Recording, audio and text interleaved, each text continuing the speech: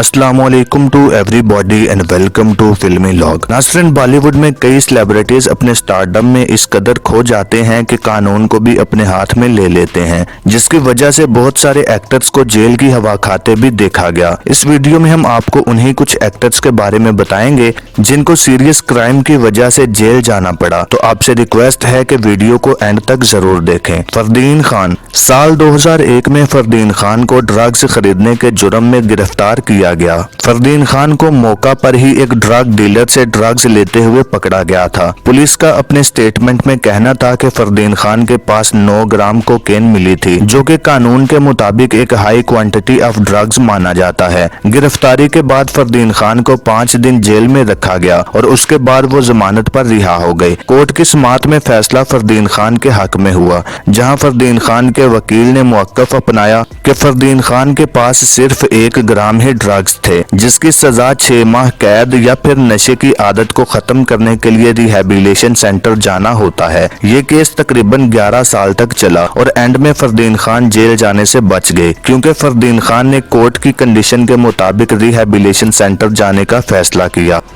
Clause 64A के साथ एक एप्लीकेशन फाइल किया था, जहां हम चाहते थे कि मुझे प्रोसिक्यूशन से इम्यूनिटी मिले और based on the facts of the case.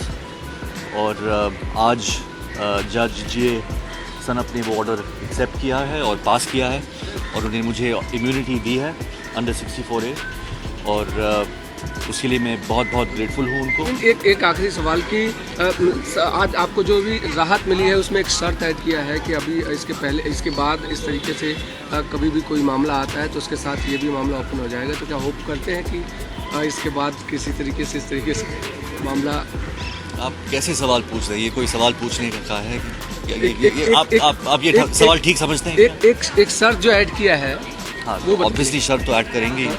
Thank you. John Abraham. Film धूम में विलेन का रोल प्ले करने के बाद जॉन अब्राहम अवाम के बीच एक पॉपुलर सेलिब्रिटी बन चुके थे और आप इस मूवी में देख सकते हैं कि वो हैवी बाइक्स पर ही जलवे बखेरते हैं। जॉन को अपनी असल जिंदगी में भी हैवी बाइक्स चलाने का बहुत शौक रहा है और इसी शौक की वजह से उन्हें जेल भी जाना पड़ा। हुआ कुछ यूं कि जॉन रात के टाइम बाइक राइड के लिए निकले थे और उनकी स्पीड भी बहुत ही तेज थी, जिसकी वजह से उनका 2 लोगों के साथ एक्सीडेंट हो गया, जो कि अपनी साइकिल पर थे। एक्सीडेंट में जॉन को तो ज्यादा चोट नहीं लगी, अलबत्ता वो लोग काफी बुरी तरह से जख्मी हो गए। शायद जॉन की जगह कोई और एक्टर होता तो वो एक्सीडेंट करके भाग जाता, लेकिन जॉन उनको लेकर हॉस्पिटल गए और फिर पुलिस के सामने ये एक्सेप्ट भी किया कि उनकी वजह से ये एक्सीडेंट हुआ था। उसके बाद जॉन को फौरन से जेल में डाल दिया गया और उन्हें 15 दिन तक जेल में रखा गया। जॉन का केस जब अदालत में गया तो जज ने उनके मौका पर से ना भागने की तारीफ की और जमानत पर रिहा कर दिया गया। जॉन अब्राहम का ये केस आज भी अदालत में चल रहा है और अभी भी वो एक किस्म के जमानत पर ही बाहर हैं। मोनिका बेदी। 90 की दिहाई की नामवर अदाकारा मोनिका बेदी, जिन्होंने कई सुपरहिट फिल्मों में काम किया है, उन्होंने भी अपनी जिंदगी के 3 साल जेल में गुजारे हैं। मोनिका को इंडिया के most wanted don Abu Salem के साथ पुर्तगाल से गिरफ्तार किया गया, जहां दोनों के पास जाली पासपोर्ट थे। मोनिका को 3 साल पुर्तगाल की जेल में रखा गया और इंडिया वापस आने के बाद भी उन्हें जेल की सजा मिलनी थी, लेकिन वापस आकर उन्होंने मौक़िफ़ अपनाया कि वो ऑलरेडी पुर्तगाल में अपने हिस्से की सजा काट चुकी हैं, लिहाजा उन्हें दोबारा जेल की सजा ना दी जाए। कोर्ट ने मोनिका के मौक़िफ़ की तायद की और उन्हें इंडिया में 1 दिन की सजा भी नहीं हुई। उसके बाद मोनिका ने टीवी पर अपना कमबैक किया, जहां बिग बॉस सीजन 2 में वो नजर आईं। राजपाल यादव। राजपाल यादव को कौन नहीं जानता, उनके कैरेक्टर्स ने बेशुमार लोगों के चेहरों पर मुस्कुराहटें बखेरी हैं और आज भी सोशल मीडिया पर उनके क्लिप्स देखकर लोग खूब एंजॉय करते हैं। लेकिन बहुत हैरानी की बात है कि उनकी जिंदगी में भी एक ऐसा टाइम आया जब उन्हें भी जेल जाना पड़ा। राजपाल यादव ने अता पता लापता नामी फिल्म को खुद प्रोड्यूस किया था, जिसके लिए उन्होंने अपने एक दोस्त बिजनेसमैन से 5 करोड़ रुपए उधार लिए, लेकिन राजपाल उसे टाइम पर वापस नहीं कर पाए, जिसकी वजह से उन पर फ्रॉड का केस कर दिया गया। ज्यूरी के फैसले के मुताबिक उन्हें 3 महीने की कैद और कुछ जुर्माना हुआ। राजपाल ने बताया कि जेल जाकर उनके जीने का तरीका ही बदल गया। वो जेल में मौजूद कैदियों को अपनी एक्टिंग और कॉमेडी से खूब हंसाते थे। राजपाल ने ये भी बताया कि उन पर फ्रॉड का केस किया गया था, लेकिन दर हकीकत फ्रॉड उन्हीं के साथ हुआ था, जहां दोस्ती यारी में ही उन्होंने लोन का कॉन्ट्रैक्ट साइन कर दिया और उसकी शराइत भी नहीं पड़ी, जिसकी वजह से राजपाल कानून के सामने हमेशा गिल्टी रहे। मैंने इनके ऑफिस में बैठ के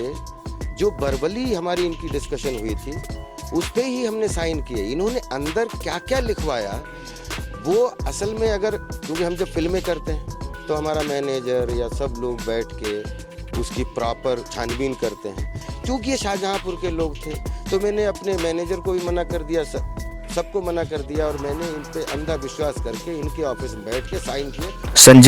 संजय दत्त का केस तो सबको ही याद होगा। जब 1993 में मुंबई में होने वाले बम धमाकों में संजय दत्त का नाम भी आया। संजय दत्त ने एक इल्लीगल गन अपने पास रखी थी, जिसकी वजह से उन्हें भी दहशतगर्द करार दिया गया और उसके लिए उन्हें जेल में बंद कर दिया गया। संजय दत्त बार बार ये मौकफ अपनाते रहे कि उनके पास सिर्फ एक ही गन थी, इसलिए उनके ऊपर से टेररिज्म के चार्जेस हटा दिए जाएं। लेकिन उन्हें बार बार 1993 के हमलों का जिम्मेदार करार दिया जाता रहा, जिसकी वजह से उनका जेल से बाहर आना बहुत ही मुश्किल हो गया। पुलिस ने जांच पड़ताल के लिए कई और लोगों को गिरफ्तार किया, जिनके स्टेटमेंट से संजय दत्त के केस को फायदा हुआ। संजय दत्त तकरीबन 18 महीने तक जेल की सलाखों में रहे और फिर उन्हें जमानत पर रिहा कर दिया गया। बाहर निकलकर भी संजय दत्त ने दहशतगर्दी के चार्जेस हटाने की अदालत से अपील की, लेकिन कहीं भी उनकी सुनवाई नहीं हुई। संजय दत्त लगातार कोशिश करते रहे और फिर 2007 में आकर ये केस सेटल हुआ और उनके ऊपर से टेररिज्म का चार्ज हटा दिया गया, लेकिन साथ ही गैर कानूनी असला रखने के जुर्म में उन्हें 5 साल की कैद सुना दी गई। संजय दत्त ने 1993 में पहले ही 18 महीने की सजा काट ली थी, तो इस बार उन्हें सिर्फ 3.5 साल के लिए ही जेल में भेजा गया। लेकिन जेल में दूसरे कैदियों के साथ उनके अच्छे रवैये की वजह से उन्हें 3 साल से भी पहले छोड़ दिया गया। सलमान खान के केसेस के बारे में तो हर कोई जानता है, जहां उन्हें 2 मुख्तलिफ केसेस के लिए जेल जाना पड़ा। 1998 में फिल्म हम साथ साथ हैं की शूटिंग के दौरान ब्लैक बक हिरन मारने के जुर्म में सलमान खान को 5 साल की सजा सुनाई गई, लेकिन उन्हें 3 दिन के बाद ही जमानत मिल गई। 2017 में दोबारा सलमान खान को जेल में डाला गया, लेकिन एक ही दिन के बाद उन्हें दोबारा से जमानत दे दी गई। उसके अलावा उन पर एक और केस भी है, जिसमें उन्होंने रात को शराब पीकर गाड़ी ड्राइव की और फुटपाथ पर सोए लोगों के ऊपर चढ़ा दी, जिसके नतीजे में एक आदमी मौका पर ही दम तोड़ गया, जबकि 4 आदमी सख्त जख्मी हुए। इस जुर्म में भी उन्हें 5 साल की सजा हुई, लेकिन अगले ही दिन उन्हें जमानत भी दे दी गई। जुर्म साबित होने के बावजूद सलमान खान कोर्ट में अपील करके जमानत हासिल कर लेते हैं। इस तरह कई सालों से उनका केस आगे बढ़ता जा रहा है और उनके वकील किसी न किसी तरह से उन्हें बचा लेते हैं। कत्ल वाले केस में अब ज्यादातर गवाह पीछे हट चुके हैं और उनमें से एक की तो मौत भी हो चुकी है, जिसकी वजह से ये केस अब काफी कमजोर हो चुका है। शिने Ahuja.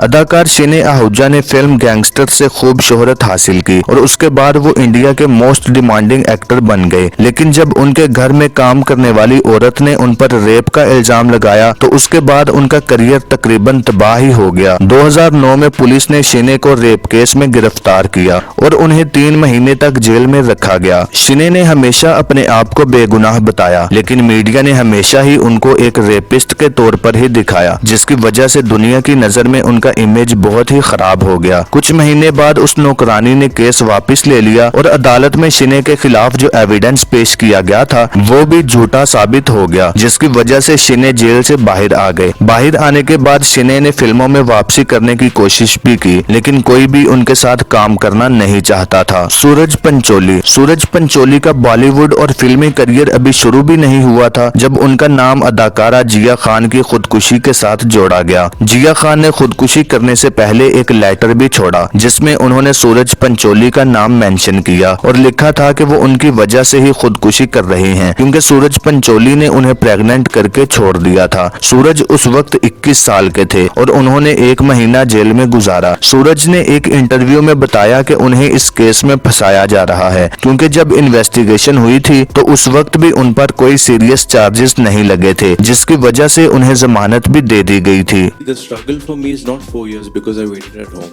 My struggle for me was 7 years because I was put in jail when I was 21 years old for something I have not done. Police has done an investigation, not once, twice. I have a CBI investigation at the age of 22. Day and night I've sat with them. If they said that there's nothing in this case, why can't the court start my case? Why can't the complainant be there and face the trial? Because it's her duty. उन्होंने मेरे पे डाला है case. अभी उनकी duty होती है मेरे को गिल्टी प्रूव करना. मेरी ड्यूटी नहीं होती है कि मैं इनोसेंट प्रूव. तो नाजरीन, अब तक के लिए इतना ही। मजीद ऐसी ही अपडेट्स के लिए विजिट करें हमारी वेबसाइट filmidunia.com।